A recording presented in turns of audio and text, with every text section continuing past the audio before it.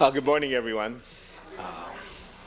A criticism that often that we get as temples and as a national organization, the BCA, is that we rarely take stands on many issues.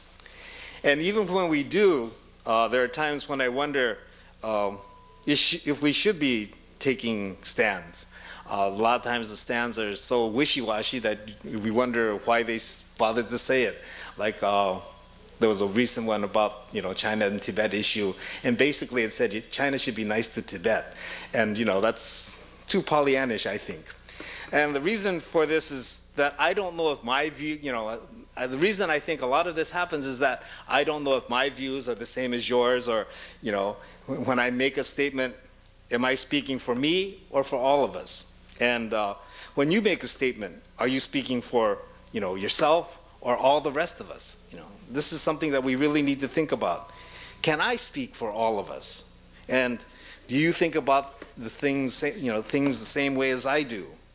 And this is one of the reasons that we usually don't make blanket statements speaking for all of us as an organization, because each of us is different. And as I kind of pointed out in my most recent article for the newsletter, even if you think differently, you're still accepted in the eyes of the teachings. So that's fine, but that doesn't necessarily make for a harmonious temple. This is one of the contradictions that arises.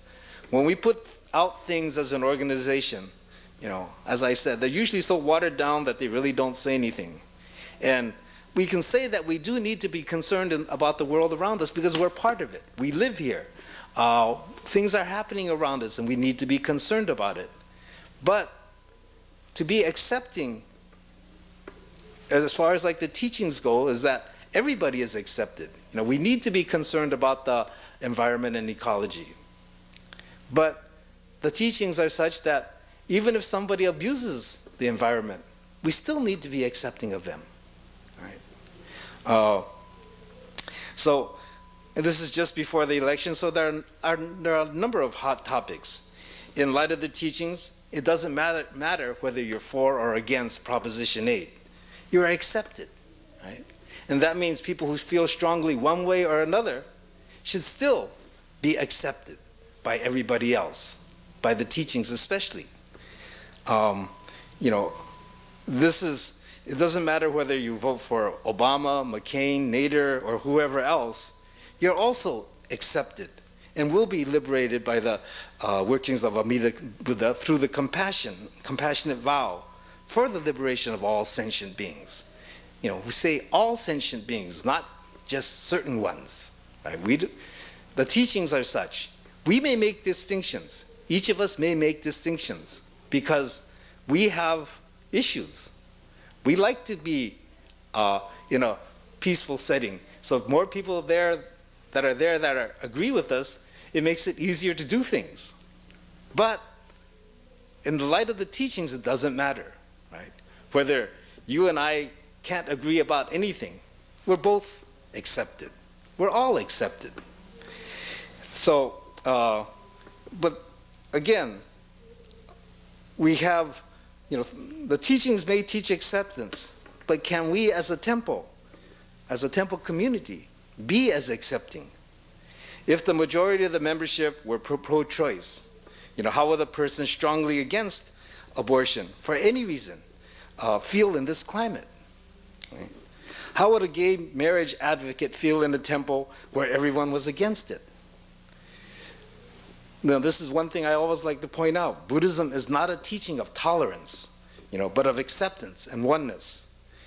And I state this, a lot of other Buddhists will say, it's a very tolerant religion. And I hate this statement. And the reason I hate this statement is because tolerance creates duality. You tolerate things because you think you're better than the other person is. Right? And this isn't what we teach.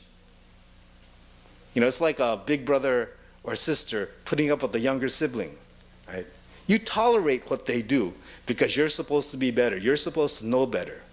But the reality is, do we know better? That's the question we need to ask. Are we any better?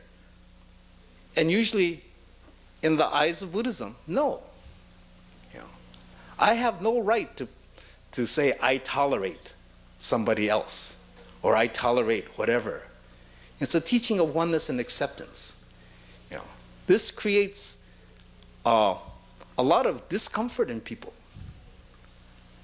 But that discomfort is what's really important.